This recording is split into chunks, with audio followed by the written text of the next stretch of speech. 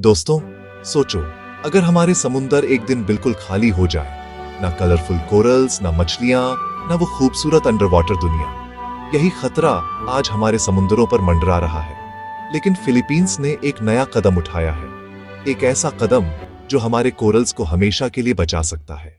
Philippines ने दुनिया का पहला कोरल लार्वा क्रायोबैंक बनाया है, जहां पर कोरल्स के छोटे छोटे लार्वा यानी उनके बीज बहुत कम टेम्परेचर पर फ्रीज करके रखे जाते हैं।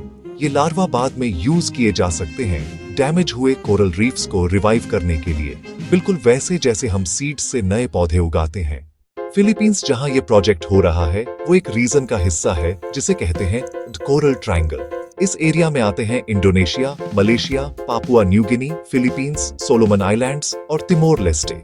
ये रीजन दुनिया के टोटल 75% कोरल स्पीशीज का घर है, इसलिए इसे अमेजन ऑफ द सीज भी कहा जाता है। यहाँ के रीफ्स सिर्फ खूबसूरत ही नहीं बल्कि 120 मिलियन लोगों की लाइवलीहुड, मतलब उनका रोजगार और खाना इन्हीं पर डिपेंड करता है। लेकिन दोस्तों, हाल कुछ खास नहीं है। क्लाइमेट चेंज, ओवरफिशिंग और पोल्यूशन के चलते कोरल रीफ्स तेजी से मर रहे हैं। यूएन एनवायरनमेंट प्रोग्राम के मुताबिक अगर टेम्परेचर कंट्रोल नहीं हुआ तो 90% कोरल्स 2050 तक खो जाएंगे। यही वजह है कि साइंटिस्ट्स ने अब एक इमरजेंसी इंश्योरेंस पॉलिसी बनाई है जिसे कहते हैं क्रायो प्रिजर्वेशन। इस प्रोसेस में कोरल लार्वा को फ्रीजिंग टेम्परेचर पर स्टोर किया जाता है, जिससे उनका जेनेटिक मटेरियल सेफ रहे।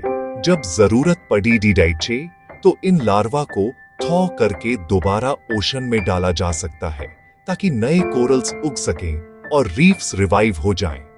साइंटिस्ट प्रीप्रदित थोंगपू कहते हैं, यह क्रायोबैंक फिलीपींस में शुरू हुआ है, लेकिन गोल यह है कि पूरे कोरल ट्रायंगल रीजन में ऐसे ही क्रायोबैंक्स बनाए जाएं। सोचो, एक ऐसी दुनिया जहां अगर कहीं रीफ डिस्ट्रॉय हो जाए तो हम स्टोर्ड लार्वा से उसे फिर से जीवित कर सकें।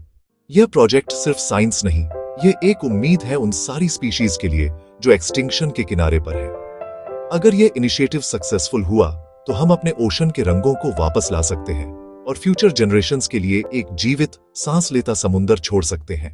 अगर आपको यह वीडियो इंफॉर्मेटिव लगी तो लाइक करो, शेयर करो और कमेंट में लिखो सेव आवर ओशंस। और हाँ, चैनल को सब्सक्राइब करना ना भूलना।